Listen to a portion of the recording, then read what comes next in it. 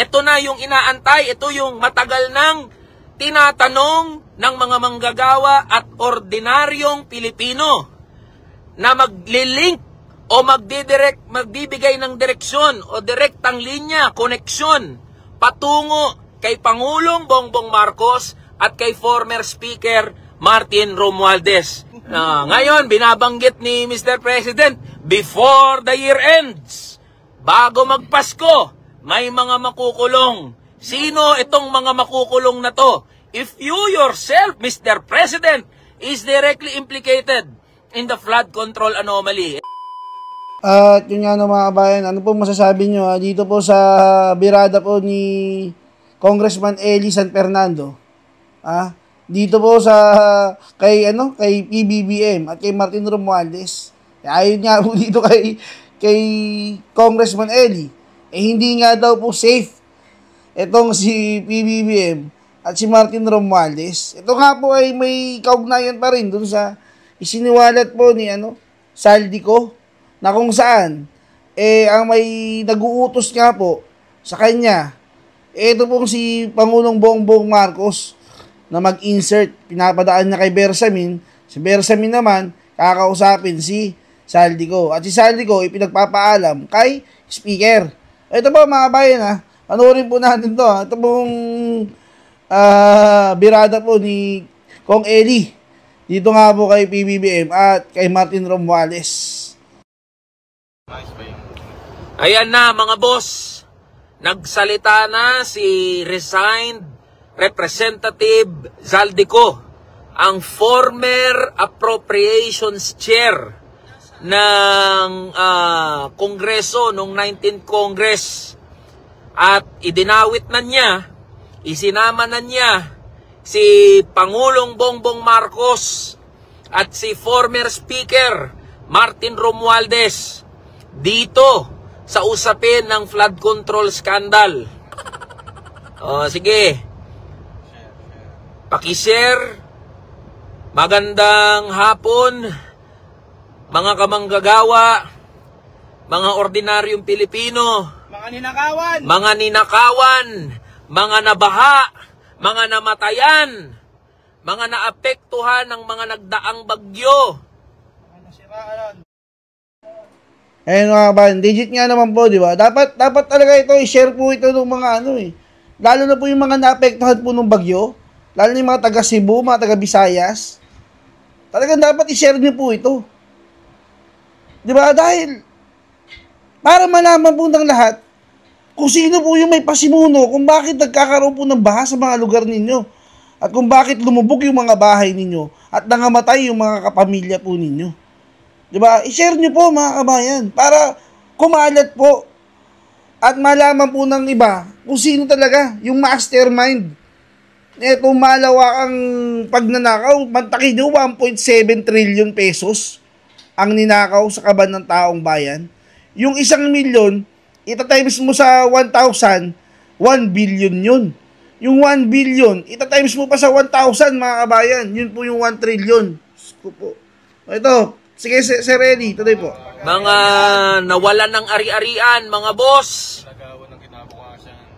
Sa lahat ng mga Pilipino at mga manggagawa na inagawan, ninakawan ng kinabukasan, hindi lang pera ang ninakaw sa atin, kundi buhay, ari-arian, kinabukasan natin.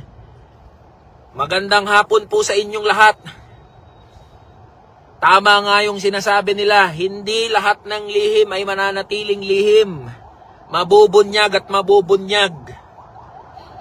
Mga boss, nagsalita na si resigned Representative Eli Zaldico at napakahalaga ng kanyang binanggit dahil siya ang former Appropriations Chair noong 19th Congress na nagbalangkas o gumawa noong 2025 budget kung saan nandyan yung samut-sari na mga insertion, anomalous and ghost na mga flood control projects at infrastructure projects.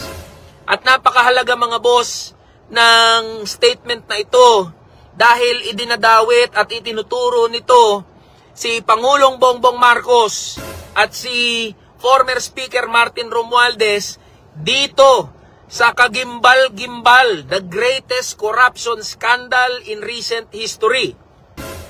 Ngayon mga boss, matagal na nating sinasabi, imposibleng walang alam si Speaker Martin Romualdez, si Pangulong Bongbong Marcos dito sa usapin ng budget dahil una, si Speaker Martin Romualdez, siya ang speaker during that time.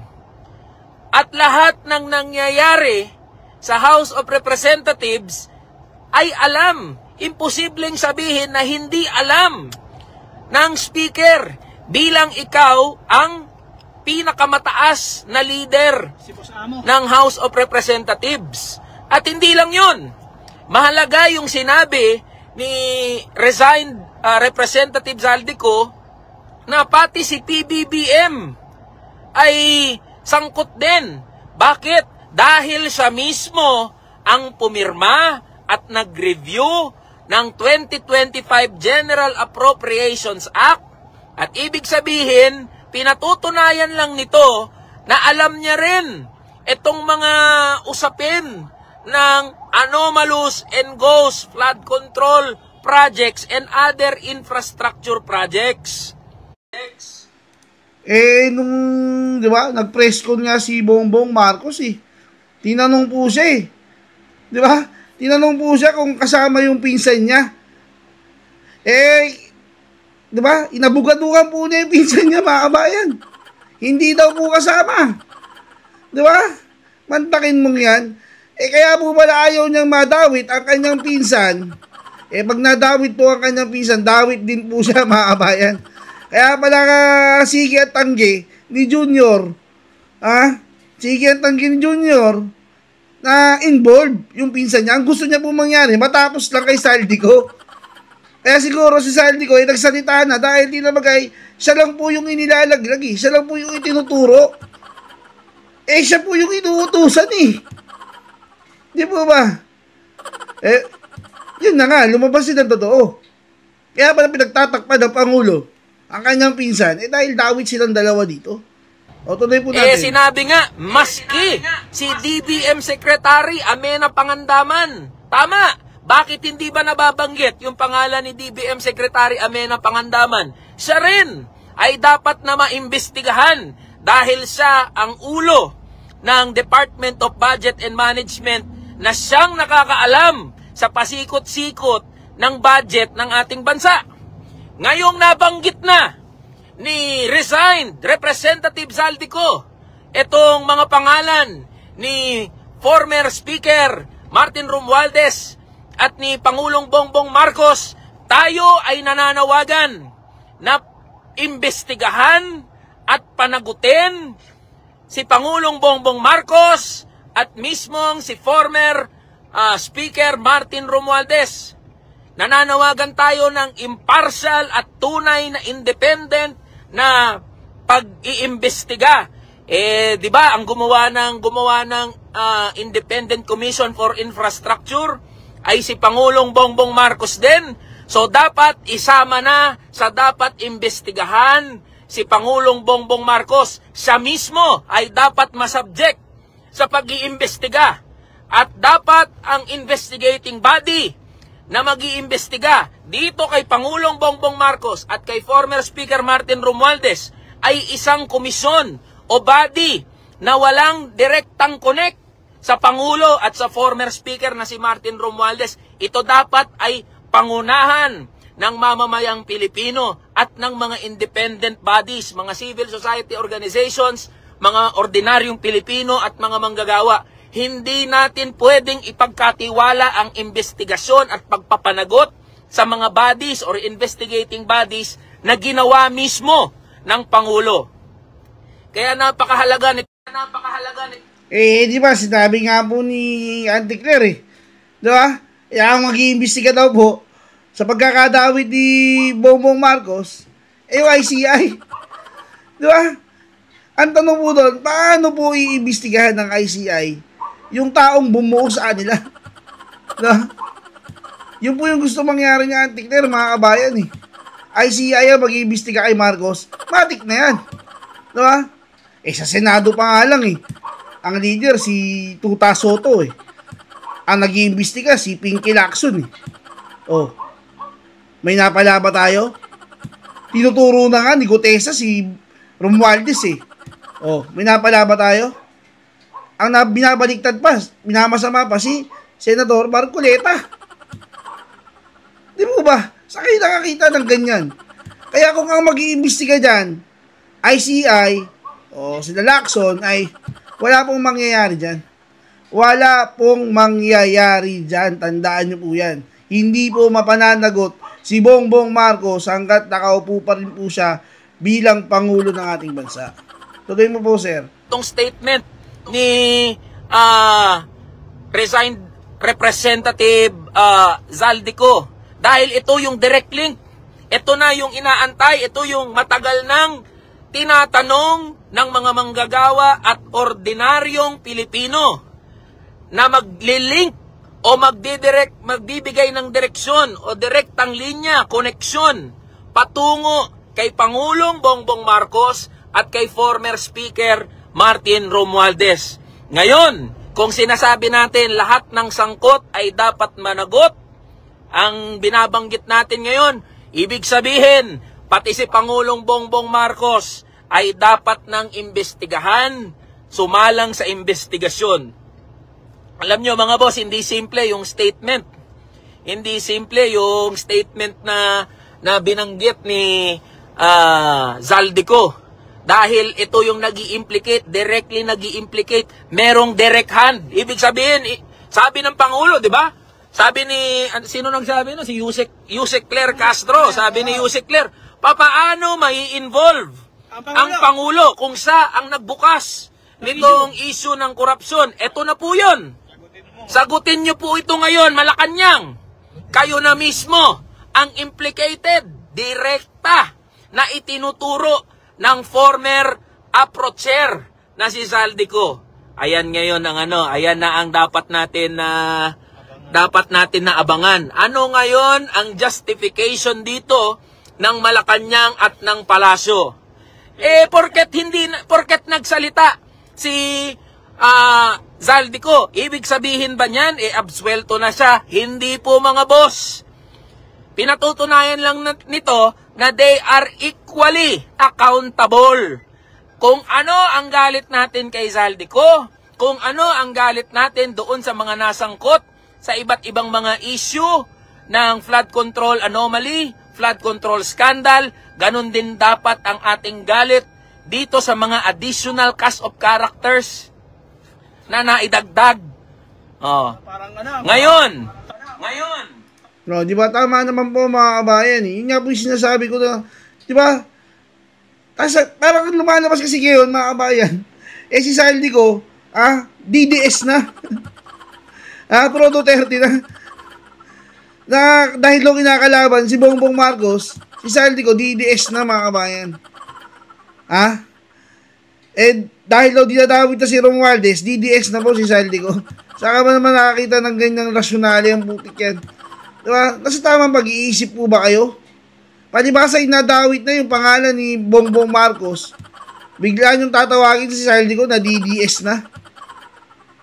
Diba tama yung sinasabi ni Congressman Eli? Dapat kung galit kayo kay Zaldico, magalit kayo sa Pangulo. Dahil siya yung nag-uutos eh. Diba? Ngayon, dahil nadawit na ang mga amo, paano ngayon si Paano ngayon yung mga tanso vlogger? Patay tayo dyan. Diba? Diba? Paano ngayon yung mga tanso vlogger? Yun yung matindi dun eh. Ano po yung gagawin nila ngayon? Na-implika na po yung kanilang founder. Si Junior at si Tamba. Hindi po natin alam. Tignan natin, panoorin natin yung mga video nila. Parang teleserye ngayon, mga boss, sinasabi ni Pangulong Bongbong Marcos, they know who these people are. May listahan. Now, Mr. President, can we see the list? Patingin kami ng listahan? Pasilip. Pasilip kami ng listahan. Ngayon, binabanggit ni Mr. President, before the year ends, bago magpasko, may mga makukulong. Sino itong mga makukulong na to? If you yourself, Mr. President, is directly implicated in the flood control anomaly. Ito na yung binabanggit natin, mga boss. No?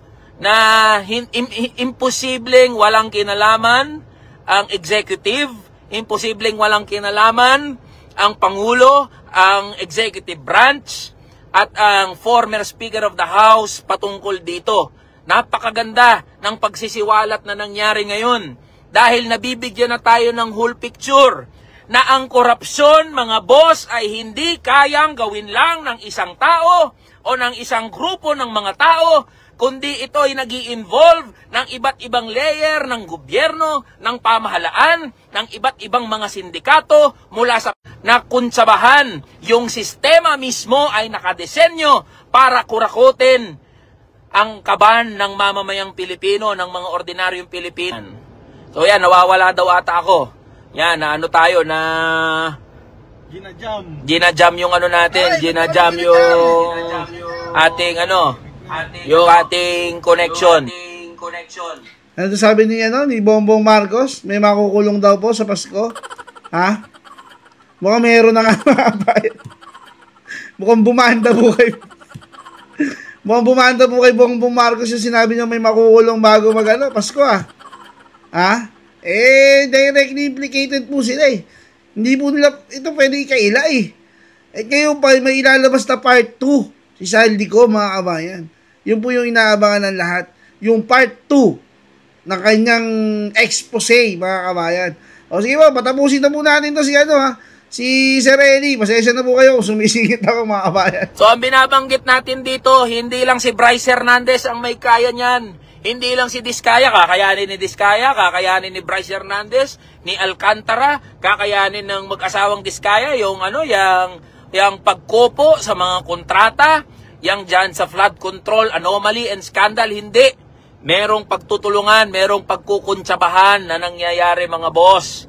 Kaya dapat panagutin natin, kapag sinabi natin, lahat ng sangkot ay dapat managot, pumapatungkol to mula sa pinakamataas, hanggang sa pinakasimple at pinakamababa na posisyon sa ating gobyerno.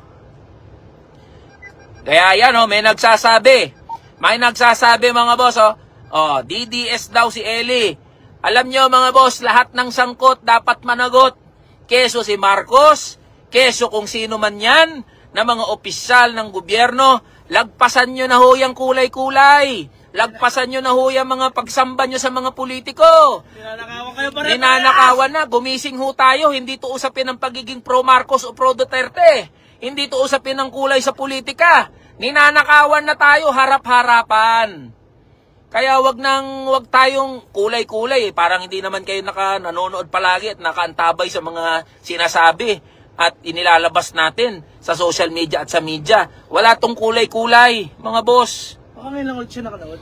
Kaya wala to, lumagpas na kayo dyan sa kulay-kulay ninyo. Tayo ay nananawagan ng accountability. Isang accountability na mamamayan mismo ang nananawagan ng pananagutan. Dapat may managot dito.